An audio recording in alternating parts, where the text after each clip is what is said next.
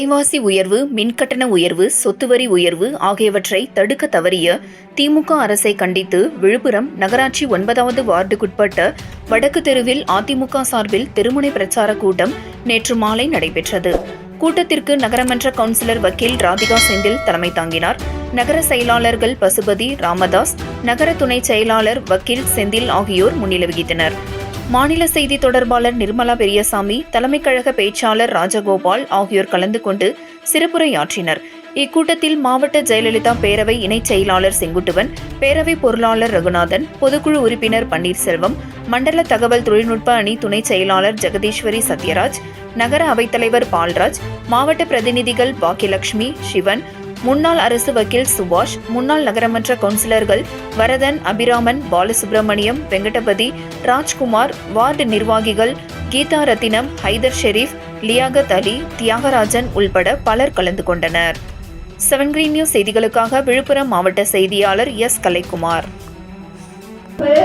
அத்தனையும் இந்த கட்சியை, நம்ம கட்சியை இங்க வலுவாக வைத்திருக்கக்கூடிய ஆற்றல் மிகு செயலாளர் அப்படின்னு சொல்லுவாங்க. உண்மையிலேயே ஆற்றல் மிகுந்த செயலாளர், ஆக்ஷன் கிங் அப்படின்னு நம்ம அவருக்கு பட்டம் கொடுக்கலாம். யார் யாரோ வச்சுக்கிறாங்க. அண்ணன் சிவிஎஸ் அவர்களுக்கு நம்ம ஒரு ஆக்ஷன் கிங் சொல்லலாம். அதே மாதிரி இன்னொன்னு சொல்லுவாங்க இங்கிலீஷ்ல, சோ ஸ்வீட் அப்படின்னு. அது குழந்தைகளை இவங்களை எல்லாம், அது மாதிரி நம்ம அமைச்சர் அண்ணன் அவர்களோட ஒரு சோ ஸ்வீட் இருப்பாரு. பார்த்தாலும் சிரிப்பாரு, வேகமா போவாரு, கோபமா பேசுவாரு. பார்க்கறதெல்லாம் நல்லா இருக்கும். ஒரு நல்ல எல்லோரையும் அரவணைத்து செல்லக்கூடிய ஒரு அன்பான மாவட்ட கழகம். செய்யக்கூடிய தவறுகள், அவர்களின் அவலங்கள் அத்துடைய மக்கள் பார்த்து கொண்டே இருக்கிறார்கள். அவங்களே பார்த்து, நீ ஒண்ணுமே நம்ம பண்ணலைனாலும் நமக்கு அடுத்த முறை வாய்ப்பு. புரட்சி தமிழர் நமது அண்ணன் எடப்பாடியார் அவர்கள் வந்து சிஎம் நாற்காலியில முதலமைச்சராக உட்காரும் நாள் இன்னும் 2.5 வருஷம் தான்.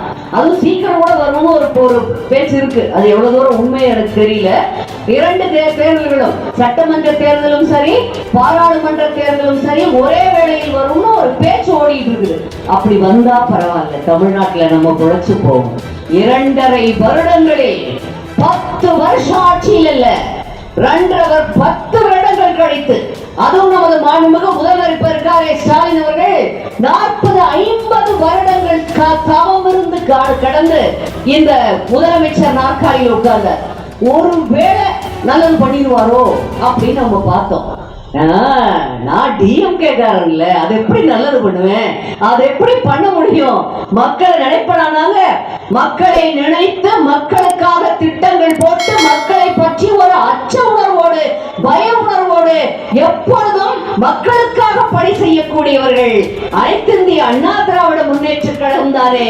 நாங்கெல்லாம் எதுக்கு அப்படி பண்றோம்னு சொல்லி தங்க வேலையை முதல் நாள்ல இருந்து ஆரம்பிச்சாங்க. அவங்களோட சொந்த நிதியமைச்சராக இருந்தவர் பிடிஆர் பழனிவேல் தியாகராஜன் ஒரு நல்ல குடும்பத்துல ஒரு நல்லவர். அவரே நிதியமைச்சராக இருந்தப்போ பொறுக்க முடியாம 1 வருஷத்துல இந்த குடும்பம் 30,000 கோடி அடிச்சிருக்குன்னு ஒரு போன்ல பேசி, அந்த தொலைபேசி உரையாடலை யாரோ வாட்ஸ்அப்ல அப்படியே எடுத்து ரெக்கார்ட் பண்ணி அது வந்தது. இப்ப அவரை டம்மி மினிஸ்டர் ஆக்கிட்டாங்க. அப்படி அவங்களுடைய மினிஸ்டரே நம்ம ஒரு உண்மைய அவரே தாங்க முடியாம வெளியில சொல்ற அளவுக்கு பணம் பணம்னு ஆசை, பணப்பசி. என்ன பண்றது? இவ்வளவு காசு வச்சுக்கிட்டு இவ்வளவு பேருக்கு வர வேண்டியது. சென்னையில இருந்து நான் வரேன். 38 வருஷமா சென்னையில வசிக்கிறோம். ஒவ்வொரு முறையும் பாக்குறோம். இப்ப கடந்த சில 2015 இருந்து, அந்த சுனாமி வந்ததுல இருந்து, 2015 வெள்ளம்ல இருந்து ஒவ்வொரு டிசம்பர் மாசமும் பயமா இருக்கு. அதுவும் இப்போ நம்ம கட்சி ஆட்சிக்கு இருந்தாலாவது உடனடியா நமக்கு நல்லது கிடைக்கும். உடனடியாக நம்ம எல்லாரும் வந்து மக்களை பார்ப்பாங்க. நிர்வாகிகள் எல்லாம் பம்பரமா சொல்லுவாங்க. அவ்வளவு நிவாரண பணிகள் எல்லாம் நடக்கும். ஒண்ணுமே நடக்கலைங்க. 4 நாட்கள்ல சாவகாசமா மெதுவா வந்து போஸ்ட் கொடுக்கறதுலாம் பத்திரிகையில படிச்சேன். அமைச்சர்கள் நிர்வாகிகள் எல்லாம் போட்டோக்கு போஸ்ட் கொடுக்கறது தான் முண்டி அடிச்சுட்டு மக்களை எல்லாம் தள்ளி விட்டு நின்று இருக்காங்க. எல்லாம் ஜனங்க கொதிச்சு போய் எவ்வளவு மோசமா இருக்கு தெரியுமா? என்ன பண்ண முடியும்? அந்த ஒரு பச்சை புள்ளைய போட்டிருக்காங்க மேயரா. என்ன அவசியம் தெரியல அந்த புள்ளைய வந்து மேயரா போடுறதுக்கு. மெட்ராஸ்ல அவ்வளவு பெரிய சென்னை மாநகரத்தில் ஒரு கட்சிக்காரங்க நல்ல பெரியவங்க ஒரு சீனியர் மெம்பர் இல்ல போல இருக்கு, அந்த பொண்ணை போட்டிருக்காங்க. அதுக்கு பேசவும் தெரியல பாவம். அது சொல்லுது இயற்கை சீற்றங்களை ஒண்ணும் பண்ண முடியாது, இயற்கை சீற்றம் கிடையாது என்பது உண்மைதான்.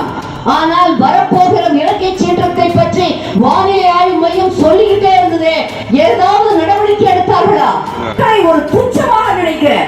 அதுல ஒரு மினிஸ்டர் சொல்றார், சீனியர் ஆள் டிஆர் பாலு அவர்கள், எவ்வளவு சீனியர் மேன், அவர் சொல்றாரு ஒரு பத்திரிகையில, அதுவும் படிச்சோம், நீங்களும் படிச்சிருக்கலாம், எங்களுக்கு எப்படி ஜெயிக்கிறதுன்னு தெரியும். எவ்வளவு கோவப்பட்டாலும்